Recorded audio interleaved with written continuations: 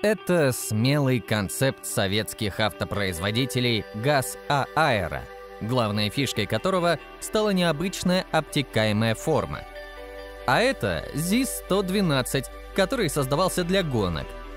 Сегодня вы узнаете про уникальные проекты советского автопрома, мелкосерийные выпуски самых разнообразных, экспериментальных, концептуальных автомобилей, внешний вид которых поражает, а также узнаете о том, как зарождалась автоиндустрия в СССР. Приятного просмотра! Нами-1. Эту машину часто называют первым легковым автомобилем СССР. Хотя Нами-1, получивший короткую путевку в жизнь благодаря мелкосерийной сборке, правильнее считать прототипом. И для первого блина все получилось неплохо. Вызывает уважение, например, сам процесс разработки. Ведь Нами-1 не был лицензионной или, как чаще случалось, нелицензионной копией зарубежного аналога, а представлял собой пример творческого осмысления технических и инженерных трендов эпохи.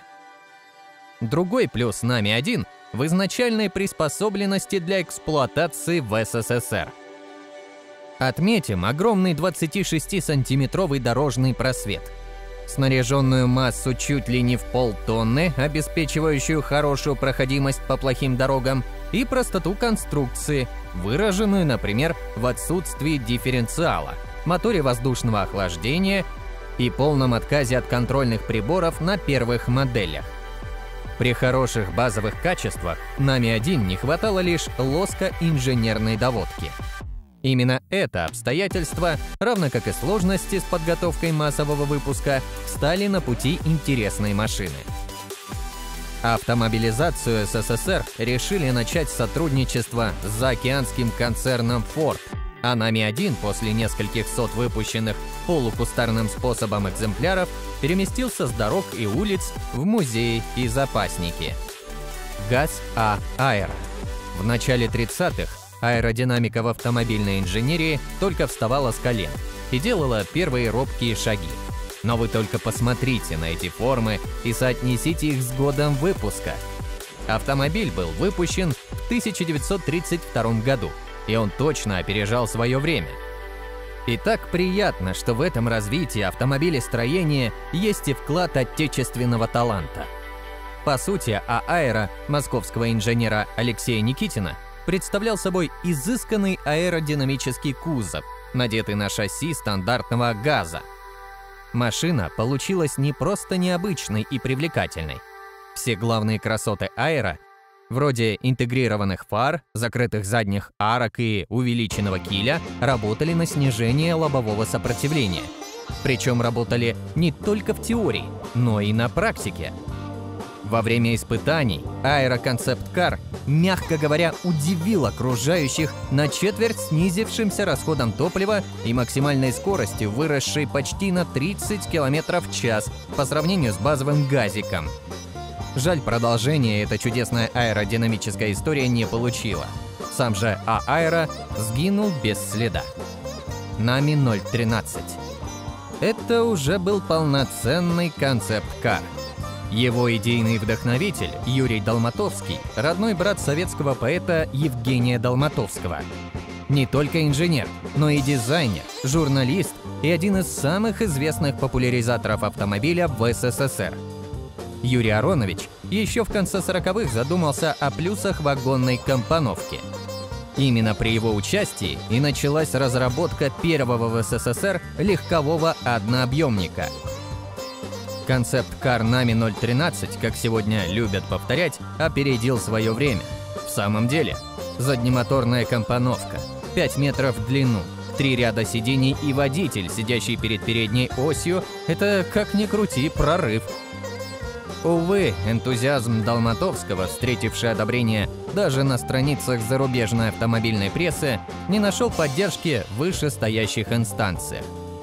Дальше единственного прототипа дело не пошло, да и тот утилизировали в 1954-м.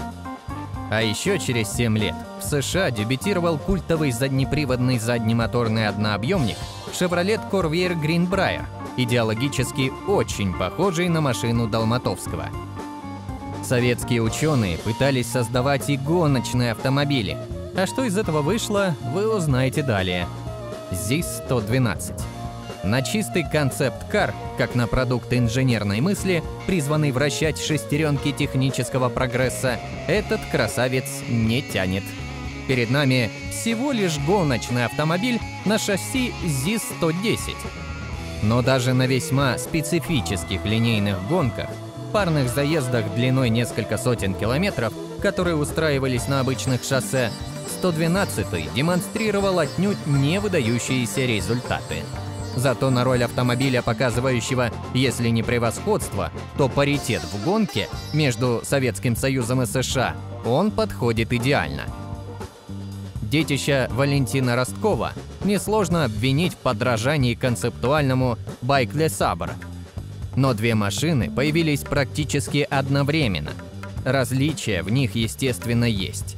Этим они обе и прекрасны. Зато в 112-м был истинно русский размах. Почти 6 метров в длину. Устрашающего вида циклопическая фара по центру. Усы, растущие из переднего обтекателя. И заходящие на мощные боковины передних крыльев. Это было круто. И не только по дизайну.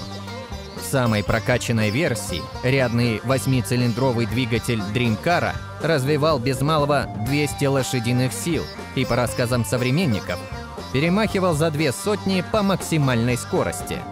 Правда, одной крутости автомобилю не хватило. Своей популярности он не смог обрести. Всего было создано 5 экземпляров, ни один из которых, к сожалению, не сохранился. Белка.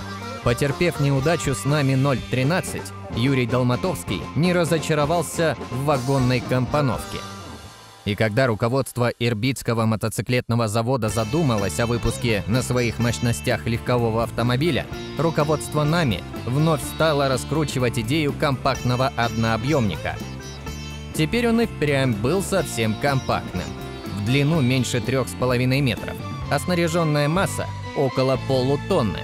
При этом микровенчик, названный «Белкой», имел полноценный пятиместный салон, а его 700-кубовый мотоциклетный мотор выдавал всего 20 лошадиных сил. Однако, учитывая низкую массу, этого вполне хватало для поездок по городу. Помимо прочего, «Белка» была изящна и по-хорошему футуристична. Чего стоит только передняя часть кабины для доступа в салон, откидывающаяся вперед. Однако неплохо продуманная с прицелом на серийное производство конструкция так и осталась концептом. Строить автомобили на Ирбите передумали, а второго шанса «Белке» не дали. По итогу было принято решение создавать новый малолитражный заднемоторный автомобиль на основе кузова Fiat 600 и с автомобильным 4-цилиндровым двигателем, а опытные образцы Nami 050 были уничтожены. Следующий автомобиль носит сложное и непонятное название, но выглядит он очень круто. ВНИИ-Т ПТ. Вы будете смеяться, но и после второго облома с однообъемным автомобилем Юрий Долматовский не сдался. Юрий Аронович заразил специалистов Всесоюзного научно-исследовательского института технической эстетики абсолютно здравой идеей адаптации моноспейса под нужды такси. Взяв за основу опыт эксплуатации такси на базе обычной «Волги ГАЗ-21» и методично устранив все ее врожденные недостатки, Долматовский представил проект перспективного такси. Надо ли говорить, что это был однообъемник? Водитель сидел перед передней осью, а мотор находился рядом с ведущими колесами, то есть сзади. Кроме того, ВНИИ-Т ПТ получил еще и кузов из стеклопластика, перспективы которого в то время казались безграничными. Не менее революционной выглядела сдвижная дверь справа и огромный по меркам времени объем салона, в котором пассажиры могли сидеть, закинув ногу на ногу. К плюсам машины отнесем также прекрасную обзорность и удобство активной эксплуатации. Например, очень важную для такси простоту мойки кузова и уборки салона. Наконец, 50-сильный москвичевский мотор обеспечивал вполне адекватные для городского такси 100 км в час максималки. Увы, как и в предыдущих случаях, Работу Долматовского похвалили, да и только. Следующий автомобиль в наше время имел бы огромную культурную ценность, ведь его внешний вид поражает воображение. «Москвич-408. Турист». За разработку такой красоты взялись только после заказа из-за рубежа. Согласно официальной версии, «Москвич-408» со съемной жесткой крышей разработали по просьбе европейского импортера советских автомобилей «Скальдия Волга». Такой машиной фирма из Бельгии надеялась подогреть интерес к начавшемуся экспорту обычных 408-х. Кабриолет из седана сделали самым простым способом, срезав все лишнее.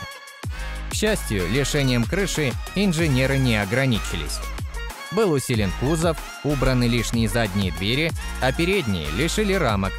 Более того, один из двух построенных прототипов получил алюминиевые кузовные панели и даже мотор с системой впрыска топлива.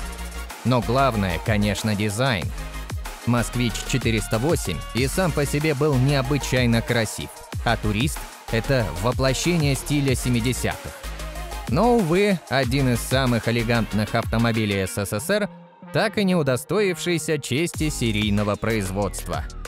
Об опытной модели фактически забыли на много лет. Но в наши парадоксально-ностальгические времена построили уже несколько реплик, копий «Туриста». Профессионально сделана, правда, только одна, в мастерской Евгения Шаманского. Хорошо, что наряду со старыми фотографиями есть и эта машина. А дальше ты узнаешь о первом электрокаре в Советском Союзе. ВАЗ-1801 «Пони». Легкий открытый автомобильчик, похожий на гольф-кар или багги, разработанный к Олимпиаде 80-х, выделялся и симпатичной внешностью, и нетривиальными инженерными решениями. Достаточно сказать, что «Пони» был электрокаром. Кузов был выполнен из стеклопластика. Никель-цинковых батарей весом по 180 килограммов каждая у ВАЗ-1801 было две. Одна располагалась в переднем блоке, другая в заднем. Запас хода составлял 110-120 км при движении на скорости 40 км в час. Но в итоге этот завсегдатай советских автосалонов привычно остался лишь интересным проектом.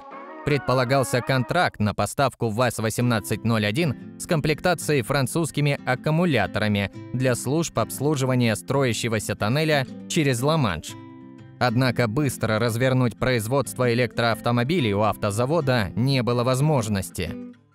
Очень жаль, что подобный интерес и перспективный проект не нашел себе места в автомобильном мире. Охта Нами. Модель Нами Охта был выпущен в 1987 году в единственном экземпляре. Автомобиль имел семиместный салон. Кроме того, конструкция позволяла его трансформировать в двухместный фургон. Сиденья были расположены в 3 ряда. Также в салоне можно было организовать обеденную и спальную зону. Созданная мастерами-самоделкиными Геннадием Хайновым и Дмитрием Парфеновым, Охта – это не просто роскошный аэродинамический кузов, но и ровный пол в салоне, активный спойлер, а главное – проводка по общей шине обмена данными. Для конца 80-х мультиплекс – фантастика в квадрате. Правда, по технике ничего сверхуникального не было. Агрегаты тут использовались от ВАЗовской «восьмерки». Для конца 80-х автомобиль имел очень футуристичный вид. В свое время Охта пользовалась большим успехом. Она принимала участие во многих выставках, но в 90-х годах таможенная служба не пропустила автомобиль из-за границы в Россию. В настоящее время остатки Охты переданы Дмитрию Парфенову, и о дальнейшей ее судьбе ничего не известно. Следующий автомобиль – один из самых известных в мире советского автопрома. У многих пожилых людей он стоит в гаражах и пылится, а молодежь строит из него дрифт-машины. Пикап ВАЗ-2106. ВАЗ-2106 стал культовым на постсоветском пространстве. Существует огромное количество проектов по улучшению этих автомобилей. От стенд-скульптуры, когда машину занижают, ставят крутые диски и устанавливают крутую музыку, до настоящих дрифт-автомобилей, которые чаще всего используют зимой. Но вы удивитесь тому, какой вариант исполнения старой доброй шестерки был с завода. Пикап ВАЗ-2106 с незамысловатым именем «Турист» сделали осенью 1981 года по предложению технического директора завода Фаршатова. В кузове за двухстворчатыми дверками лежала раскладывающаяся палатка. Предполагали даже наладить мелкосерийное производство, но ограничились единственным прототипом. Столь удивительный проект вряд ли мог получить популярность в массах. Почему-то в постсоветском пространстве пикапы просто не прижились. Наверное, отталкиваясь от этой информации, руководство завода решило отменить производство подобных автомобилей.